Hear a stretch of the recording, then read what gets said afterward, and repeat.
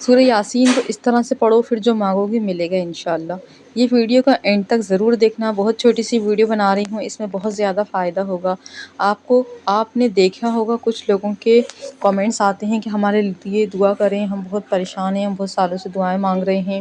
بہت مسئلے مسائل ہیں، اور بہت سارے لوگ جو ہوتے ہیں یعنی کافی روحانی علاج والوں کے پاس جا چکے ہیں، ان کے مسئلے حل نہیں ہو رہے، اس سے ان کے پاس چلے جانے سے دیکھیں کوئی برکت نہیں آتی، رزق میں برکت، بیماری، یہ سب تو اللہ تعالیٰ کی طرف سے ہے، تو اس کے لیے ہم اللہ تعالیٰ سے ہی دعا مانگیں۔ آپ کی کوئی بھی جائز حاجات ہو، انسان کی جو جائز خواہش ہے اس کے لیے بات کر رہی ہوں میں آپ کو۔ اگر رزق کی تنگی ہے، آپ کو اگر کوئی چیز آپ کی جائز خواہش ہے تو آپ کو یہ اس کے لیے بہت زیادہ فائدہ مند ہے۔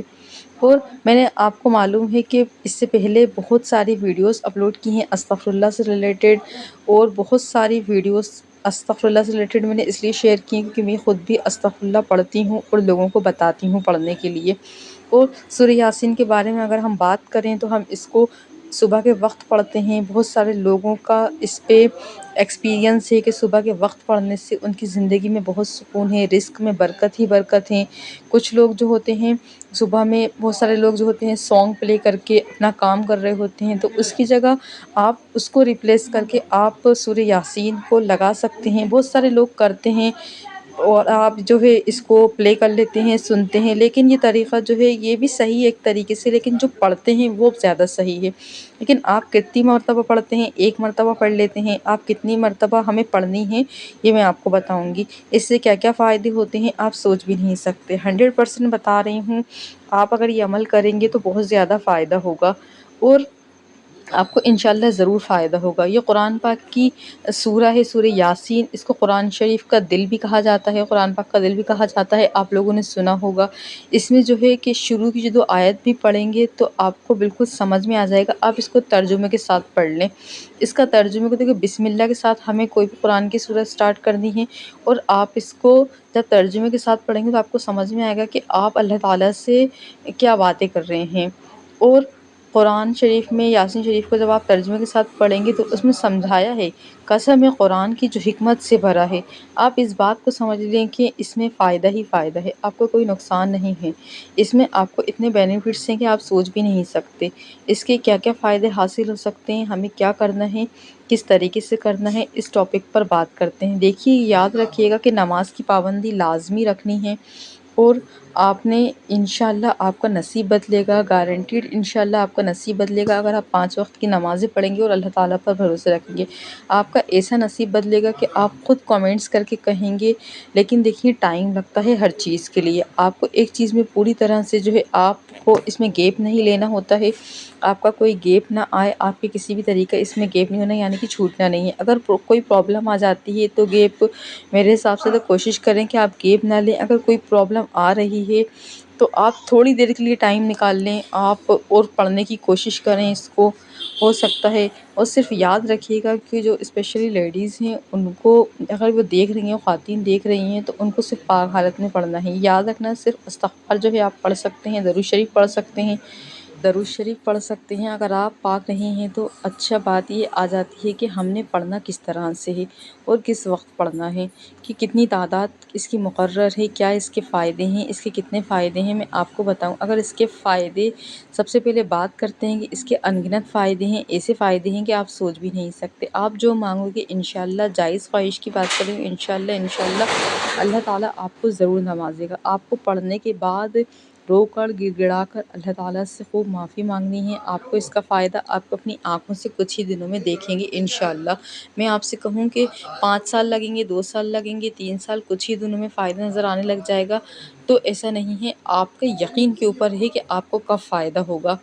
اور دیکھیں، آپ کو کرنا یہ ہے کہ صبح میں پڑھتے ہیں، بہت اچھی بات ہے، لیکن آپ نے جو یہ پڑھنا ہے، میں بتا رہی ہوں آپ کو، اس کو رات میں پڑھنا ہے، اور عشاء کی نماز کے بعد فارغ ہو کر، عشاء کی نماز سے فارغ ہونے کے بعد پڑھنا ہے۔ سورہ یاسین کی استعادت کی بات کرتے ہیں تو یاد رکھیے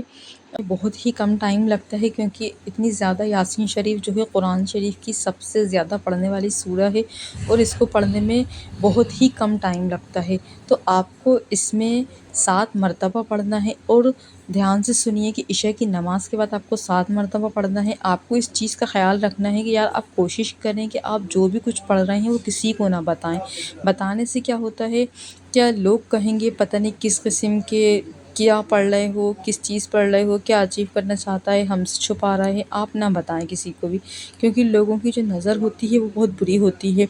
تو آپ نہیں بتائیں ان چیزوں پر۔ آپ یہ سب کر کے آپ خود پر نظر لگوا لیتے ہیں، اور پھر خود ہی بیمار بھی ہو جاتے ہیں۔ اور دوسری پریشانی یہ بھی آتی ہے کہ ان چیزوں سے بچو کہ آپ کسی کو کچھ نہ بتائیں کہ کیوں کر رہا ہوں۔ کوئی پوچھ لے آپ سے کہ بھائی آپ کیا کر رہے ہو، بہن آپ کیا کر رہی ہیں، تو آپ بولیں کہ ہم اللہ تعالیٰ کا ذکر کر رہے ہیں، قرآن شریف پڑھ رہے ہیں،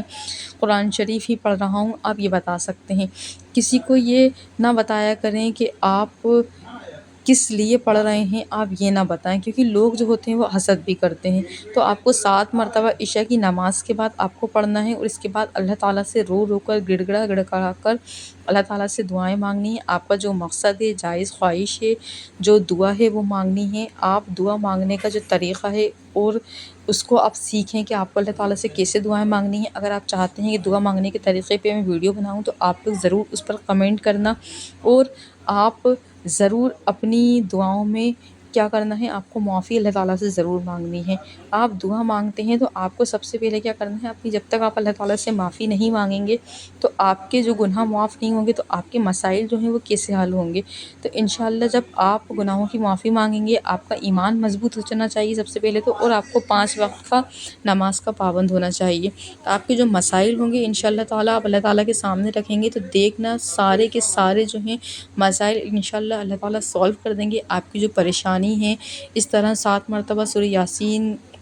کے ساتھ پڑھنے سے آپ جو دعا مانگیں گے انشاءاللہ آپ کی دعائیں قبول ہوں گی۔ اور آپ کو اللہ تعالیٰ سے اپنے دل کا حال بتانا ہے، آپ کے دل میں جو بھی پرابلمس ہیں، آپ کی زندگی میں جو بھی پرابلمس ہیں، آپ جس بھی چیز کو فیس کر رہے ہیں آپ اللہ تعالیٰ سے بات کریں۔ آپ یہ دیکھیں سب سے بڑھ کر یہ ہے کہ دل کا سکون آپ کو حاصل ہوگا۔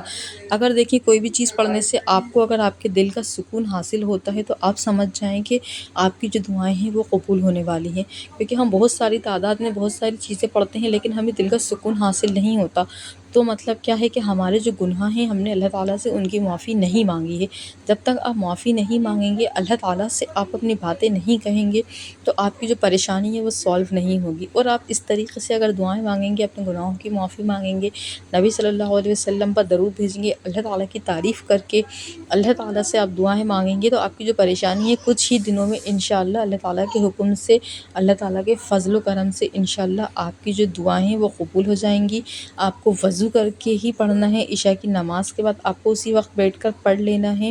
اور آپ کو تقریباً آپ کو کم سے کم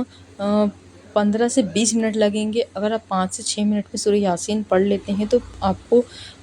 20 سے 30 منٹ ہی لگیں گے، آپ ایزیلی پڑھ لیں گے۔ یہ میں اپنے اسپیڈ بتا رہی ہوں، اگر آپ لوگ کو زیادہ ٹائم لگتا ہے تو بہت سے بہت 45 منٹ تو آپ کو لگیں گے، پر اگر آپ کی اسپیڈ اچھی ہے تو آپ آدھے گھنٹے میں ہی پڑھ لیں گے۔ تو آپ کو پڑھنے کے بعد کیا کرنا ہے، آپ کو دعائیں مانگنی ہیں، آپ کو ناغہ نہیں کرنا، اور بہت زیادہ آپ کے پاس بالکل ٹائم نہیں ہے تو آپ کیا کرنا ہے، آپ کو رات کو سونے سے پہلے آپ کو اس کو ادا کر لینا ہے۔ ایسا مطلب اگر آپ کو عشاء کے بعد ٹائم نہیں مل رہا، کبھی کبھی ایسی مجبوری آ رہی ہے تو آپ اس کو سونے سے پہلے آپ ضرور اس کو پڑھ لیں، اور اگر آپ تہجد میں پڑھ لیں گے تو وہ زیادہ بہتر رہے گا، کیونکہ تہجد میں جو ہے وہ بہت ہی زیادہ الحمدللہ بینیفٹس ہوتے ہیں۔ آپ کوئی بھی دعا تہجد میں آپ سورہ یاسین نہیں بھی پڑھیں گے نا، آپ صرف استغفار کریں گے تو آپ کی دعائیں قبول ہوں گی۔